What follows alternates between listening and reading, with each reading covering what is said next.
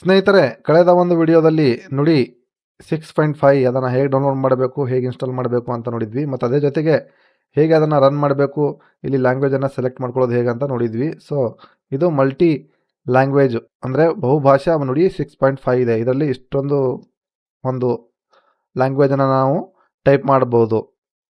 ಅಂದರೆ ಇದರಿಂದ ನಾವು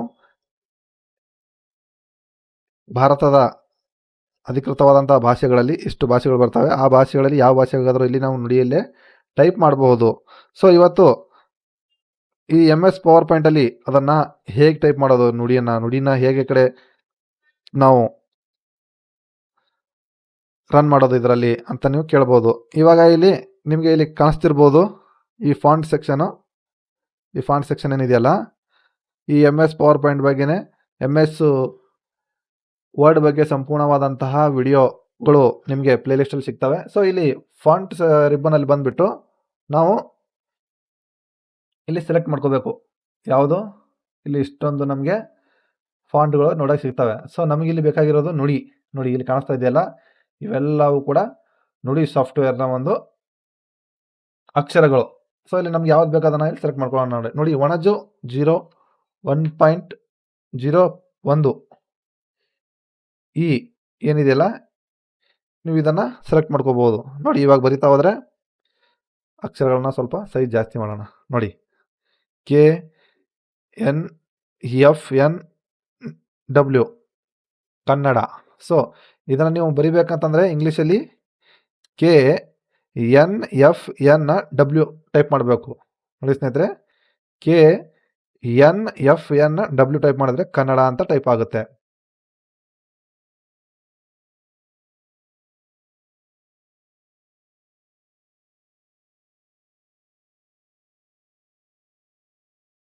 ಸೊ ಇದು ಇಲ್ಲಿ ನಮಗೆ MS ವರ್ಡಲ್ಲಿ ಟೈಪ್ ಮಾಡೋಕ್ಕೆ ಬರ್ತಾ ಇದೆ ಕನ್ನಡ. ಅದನ್ನು ಹೇಗೆ ರನ್ ಮಾಡಬೇಕು ಅಂತ ನೀವು ನೋಡಿರ್ಬೋದು ಕಳೆದ ಒಂದು ವಿಡಿಯೋದಲ್ಲಿ. ಸಿಂಪಲ್ಲಾಗಿ ಇಲ್ಲಿ ಸ್ಟಾರ್ಟ್ ಮೆನು ಮೇಲೆ ಹೋಗಬೇಕು. ಮಲ್ಟಿ ನುಡಿ 6.5 ಇದ್ರ ಮೇಲೆ ಕ್ಲಿಕ್ ಮಾಡಬೇಕು, ಸಾಕು. ಡೈರೆಕ್ಟಾಗಿ ನಿಮಗೆ ಓಪನ್ ಆಗುತ್ತೆ. ಸೊ ಇಲ್ಲಿ ಟಾಸ್ಕ್ ಬಾರಲ್ಲಿ ಕೆಳಗಡೆ ಏನು ಕಾಣಿಸ್ತಾ ಇದೆಯಲ್ಲ, ಅಲ್ಲಿ ನಿಮಗೆ ಕಾಣಿಸಿದ್ರೆ ಇದು ಈ ಥರ ಶೋ ಮಾಡ್ತಾ ಇದ್ರೆ ಅಲ್ಲಿ ನುಡಿ ರನ್ ಆಗುತ್ತೆ. ನೀವು ಕನ್ನಡದಲ್ಲಿ ಟೈಪ್ ಮಾಡ್ಬೋದು. ನೋಡಿ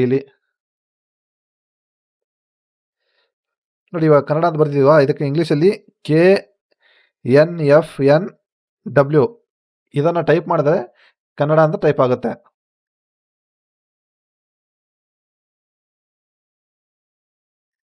ರೀಸ್ಟಾರ್ಟ್ ನುಡಿ ಇದ್ರ ಮೇಲೆ ಕ್ಲಿಕ್ ಮಾಡಬೇಕು. ಕ್ಲಿಕ್ ಮಾಡಿದ್ರೆ ಇವಾಗ ನೋಡಿ ಇಲ್ಲಿ ಕನ್ನಡ ಲ್ಯಾಂಗ್ವೇಜನ್ನು ಸೆಲೆಕ್ಟ್ ಮಾಡಿ ಇದನ್ನು ಕ್ಲೋಸ್ ಮಾಡಬೇಕು.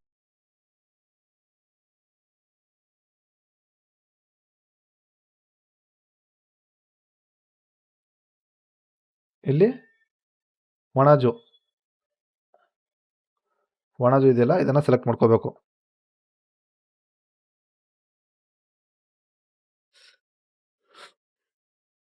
ಇಲ್ಲಿ ಬೇರೆ ಬೇರೆ ಕನ್ನಡ ಲ್ಯಾಂಗ್ವೇಜ್ಗಳನ್ನು ಕನ್ನಡ ಭಾಷೆಗಳನ್ನು ಬರೆಯೋಣ. KRFN ಶಿಫ್ಟ್ ಹಿಡಿದು A ಟೈಪ್ ಮಾಡಬೇಕು. ಮತ್ತು QK ಇಷ್ಟು ಅಕ್ಷರಗಳನ್ನು ಟೈಪ್ ಮಾಡಿದ್ರೆ ಅಲ್ಲಿ ಕರ್ನಾಟಕ ಅಂತ ಟೈಪ್ ಆಗುತ್ತೆ. ನೋಡಿ ಇಲ್ಲಿ ನಾವು ಮತ್ತೆ ಒಂದು ಶಬ್ದನ ಇಲ್ಲಿ ಟೈಪ್ ಮಾಡೋಣ. ಯಾವುದು ಅಂತಂದರೆ ರಾಷ್ಟ್ರ ಪದನ. ರಾಷ್ಟ್ರ ಆರ್ ಶಿಫ್ಟು ಪ್ರೆಸ್ ಮಾಡಿ A ಪ್ರೆಸ್ ಮಾಡಬೇಕು. ಮತ್ತು